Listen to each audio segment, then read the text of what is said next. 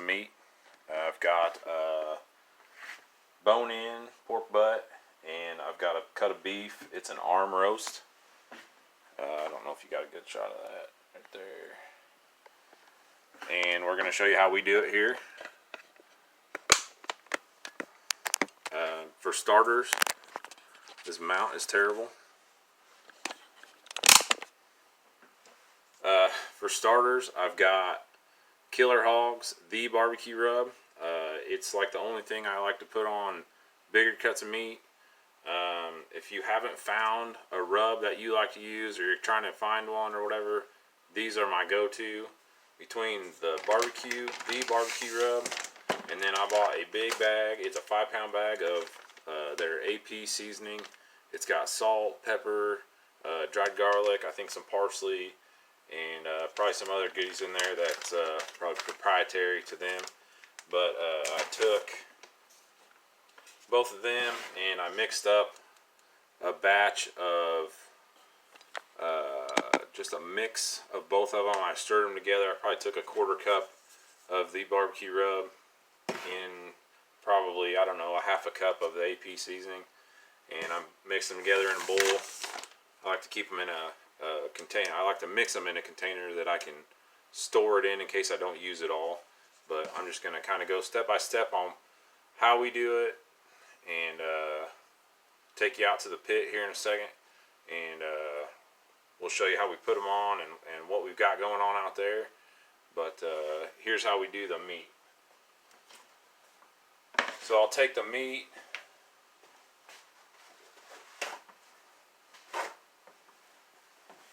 and some paper towels, and I'll just get all the moisture off of it all the way around.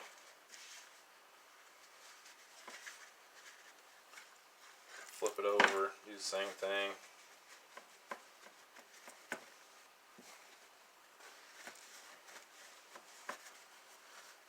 Both cuts. Flip them over, do the same deal.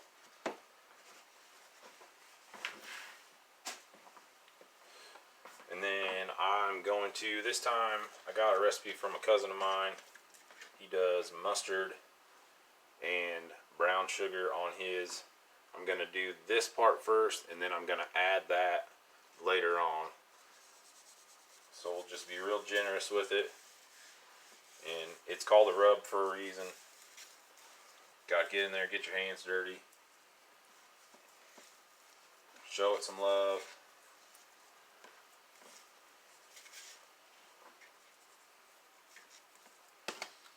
Make a mess, have fun with it. Get all the sides. Don't be scared. Really get it in there, even on the fatty side. I didn't really trim this. I kind of checked it out a little bit. It's kind of thick, but a lot of that will render off.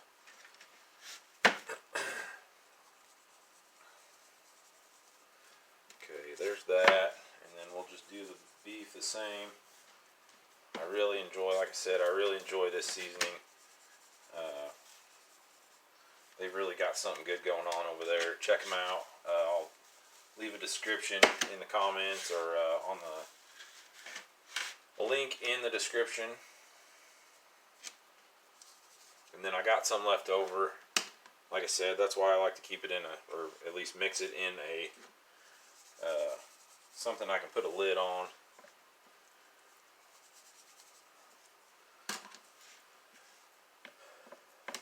And there's that. I did bring these up to room temperature. The worst thing you can do is take a cut of meat out, especially a big cut, and go straight from, more or less straight from the fridge to your smoker, to your grill, whatever. You need to let it sit out, get room temperature, at least get away from the 37 to 45 degree range that your refrigerator probably has. Don't just take it out and hope that here in 20 minutes it's going to be warmed up, because it's not. It takes time. I've had this sitting out for about 2 hours, and I think it's about 60 something degrees, 65 degrees probably. I haven't put a thermometer on it, but I can tell you just by touching it, it's warmer than the refrigerator. So we'll get cleaned up, and I'll see you out at the pit. Okay, we're out at the grill now. As you can see, I don't have some super high dollar smoker by any means. It's a Char-Griller. It was a 30, it's called a 3050. It's 30 inches of cooking surface, and it's two different fuels. This side's gas, and this side is charcoal. When you buy it, I bought an add-on. This is a tabletop grill that you can buy. It comes with legs and everything, or you can bolt it to the side of this and make a smoke chamber. I've got my charcoal going already. I bought a big old bag of Royal Oak today. That was all Walmart had. That's just what it was today. And then I'm pretty frustrated, to be honest with you. Normally I get lumps of the smoking wood. All they had was chips. I'm using apple today, mainly because of that big cut of pork I've got. It'll still be good on the beef too. I'm going to say this right up front. Nobody sponsored me. Royal Oak doesn't have me. The Western barbecue chips, nothing. But neither does How Barbecue Right with Malcolm Reed and Killer Hogs. That's just what we use. We really love their stuff. I've got a whole bunch of stuff. They make barbecue sauce, everything. But today, we're just smoking with this stuff. No barbecue sauce or anything. And so we're going to put this on. This thermometer is a little bit off. It says it's 375. I don't think it is. I think it's around 300. And I mean, typically that's what I cook at, 250 to 300. I'm going to try to hopefully get this down a little bit farther before too long. I'm still going to throw it on anyways. I know it's going to sear it, but I'm going to put the fat side down, so hopefully it won't affect anything. I don't normally start it this soon, or this high, but I've got company coming over tonight and I need to get this on. It's about 11 right now. And I'm going to apologize right now for all the traffic noise. It's farm season in Illinois. There's semis, there's tractors, everything else. So, alright, time to put the meat on. Like I said, it's about 375, 370 on the thing, but I'm guessing it's about 300. So, here on the meat, now I'm going to put the pork closer to the heat side for right now, and then I'm probably flip-flop them, only because that cut of beef is thinner and it's not going to take as long to cook. I will probably pull it off way sooner than that pork because it'll be done way sooner. It'll have time to chill out and all that good stuff. So, like I said, I'm just going to put this arm roast as far away from the heat as I can. It's a bone-in arm roast. Same thing with this pork. It's bone-in pork butt. It's sizzling a little, but we'll keep check on it. I don't have any chips in there yet. They're inside soaking up some water. Like I said, I really don't like them chips. I would much rather have a chunk, but it is what it is today, and we'll make the best of it.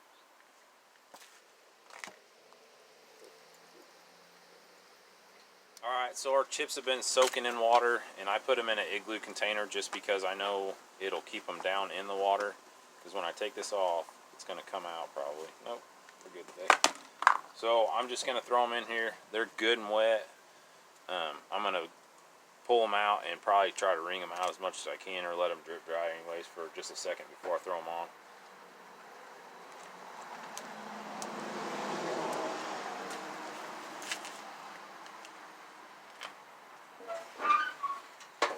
We got some good coals in there, so we'll throw them on the coal side.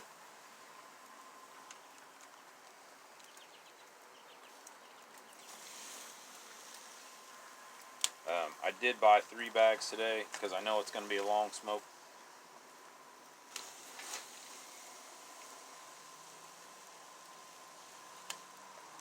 definitely be careful when you're putting this stuff in here. I know most of you guys are probably, guys and gals, are probably pretty savvy to getting in here and throwing some chips on. But definitely be careful. Keep that in mind. And I'll do one more handful here.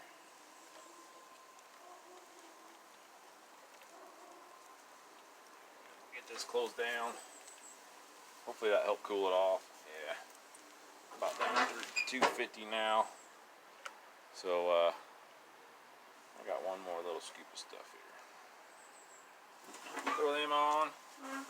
And we'll be back out to check on it in a little bit. Okay, so it's been about 3 hours, maybe 2.5 since I put everything on.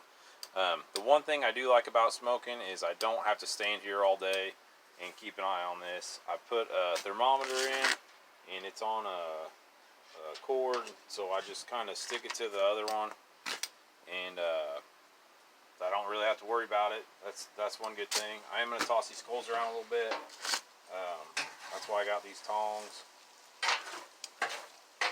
Looks like our smoked chips have kind of used themselves out, and we're going to add some more here in a second. Just kind of shaking it around. It's good and hot, that's for sure.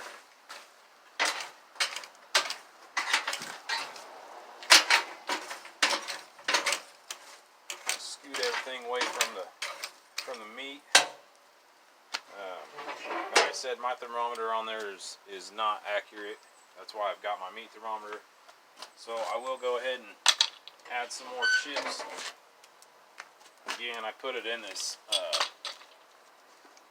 water jug. That way they stay down in the water and soak really good.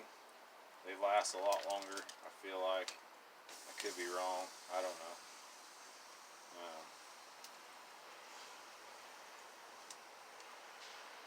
So we'll just keep adding chips. This is my third round of chips in this one.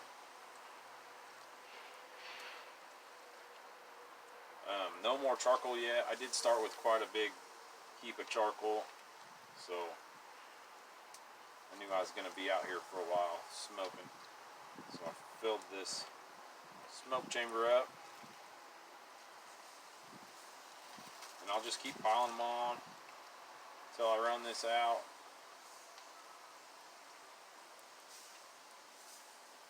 And that's it.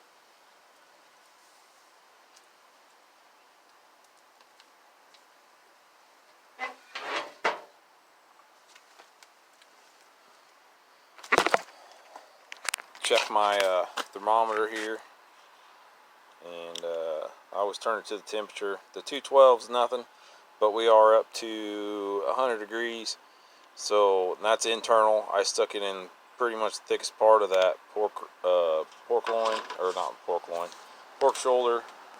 You can see we're getting some really nice color on both cuts. The beef's looking really good. It's probably about done. I haven't stuck thermometer in it, but I have just like a stick thermometer that I can put in there, and we'll keep checking back. Alright, so it's about 3.5 hours in, maybe almost 4. I'm just here to check the temps. I think my pork is gonna be let's see, get her turned on here. My pork's at 124 right now, and my beef is at looks to be 143, and we're shooting for about 160 on the beef, and around the same on the pork. We'll just keep on trucking. I told you wrong earlier when we started this video. I said it was about 11. It was actually about 11:50.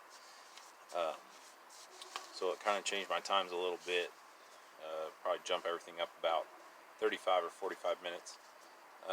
But it's now 4:50, so it's been right at 5 hours when we put all the meat on, and we're getting ready to take it off here. So just the beef is done, which is kind of what I figured anyways. So but I have a big piece of foil. I doubled up a seam, and we'll put the beef on it and wrap it up real tight, and then let it rest for about 40 minutes or so before we cut into it. That way the juices stay in, and that way it doesn't dry out real fast or anything. So let's see what it looks like. Grab this and bring it over. That's what it's looking like. There's the beef we're getting ready to pull off. Pork's looking good. It's still about 140. I did turn the temperature up. I adjusted the intake on it. And so what I've got here is a pair of rubber gloves and then a pair of cotton gloves underneath. It'll hold in it. It'll keep the heat off my hands, and I don't have to try to use tongs with it. So.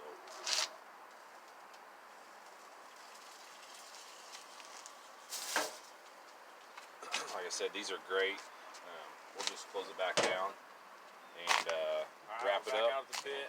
I've checked this in a couple different spots. It's coming up with 3 different temperatures. My lowest was 157. So I'm going to call it good. That was just in one spot. I'm all gloved up, ready to pull it off. I got my foil ready, and we're going to pull it off, wrap it up, let it rest for about a half hour before we shred it, and we're going to have some pulled pork sandwiches here in a little bit. So we'll see you when we pull it. So it's actually the next day. I didn't video anymore after everybody showed up, but the meat came out perfect. Everybody loved it. We had a good time. Friends and family came over. My mom came over, and a buddy from out of state came over. So we had a great time. Hopefully my recipe is okay with you guys. The only thing I do wish I should have just cooked it a little bit longer. That 157 that I said, that was a little bit low. I should have let it go a little bit longer, but it's all good. It turned out good. I did kind of finish it in the oven for about 20 minutes at 350. I cut it thin and kind of just made pork steaks out of it or whatever. So but everything turned out good, and thanks for watching. Hey, thanks for watching. Stay tuned for more how-to videos with our camper and all the family fun we have planned. Hit the like button and subscribe. Thanks.